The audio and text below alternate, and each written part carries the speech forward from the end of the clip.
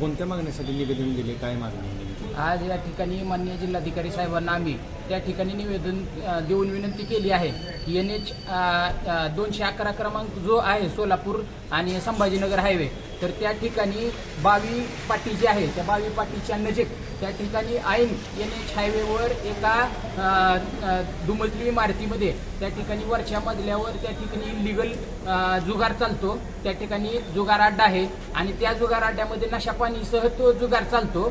तर एकंदरीत आपण जर परिस्थिती बघितली तर मद्याधुंद अवस्थेत आणि नशापानी करत त्या ठिकाणी 24 तास किंवा जेवढा वेळ क्लब चालणार आहे तो डाव चालतो त्या पद्धतीनं हे जुगार अड्डा चालत असतो. आणि त्या ठिकाणी जी जी मागणी केली जाते त्यांच्या माध्यमातून त्या ठिकाणी मांस असेल किंवा मद्य असेल किंवा इतर जी काही त्यांची मागणी असेल त्या स्वरूपात त्या ठिकाणी नशापानी त्या ठिकाणी उपलब्ध करून दिलं जातं. आणि त्या माध्यमातून हे क्लब चालक जे असतात ते त्या ठिकाणी अवैध पद्धतीनं ह्या जुगार अड्डा चालवून त्या ठिकाणी काम करतायत.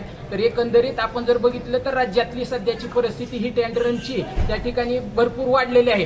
पुण्यातलं जर प्रकरण ऐन 5 दिवसाखालचं आपण जर बघितलं तर एका त्या ठिकाणी हॉटेलमध्ये पार्टीनंतर जो पुरुष त्या ठिकाणी ही ड्रायव्हिंग करत होता तर त्या ठिकाणी एका पोलीस बंधूचा त्या ठिकाणी जीव गेला. त्याचबरोबर पोर्श कारनं उडवलेलं सुरुवातीचं ते अगरवालचं जे प्रकरण होतं त्यानंतर लगेच जूनमध्ये त्या ठिकाणी मिहिर शहाच्या माध्यमातून त्या ठिकाणी हिट अँड रन झालं. तर एकंदरीत जर आपण परिस्थिती बघितली तर मोठमोठ्या शहरात त्या ठिकाणी ह्या घटना आयडेंटिफाय होत असतात. परंतु ऐन ह्या ग्रामीण भागात किंवा उस्मानाबाद सारख्या कमी ह्याच्या शहरामध्ये किंवा आसपासच्या परिस्थितीमध्ये त्या ठिकाणी जर NH हायवे लगत असे जर अड्डे उभारले जात असतील तर पोलीस प्रशासन कुठल्या पद्धतीनं काम करतंय किंवा एकंदरीत फडणवीस साहेबांचं फक्त इलेक्शन पुरतंच लक्ष आहे का आणि हे जे जीव जाणार आहेत ते त्या ठिकाणी नागपा असतील किंवा इतर जे कुठले जीव जात आहेत कोस्टा वगैरे किंवा अनिस असतील तर असे अजून किती वेळ जाणार आहेत हे जर हे थांबलं नाही तर त्या ठिकाणी मोठ्या स्वरूपात तीव्र आंदोलन युवा सेनेच्या वतीने छेडलं जाईल याची नोंद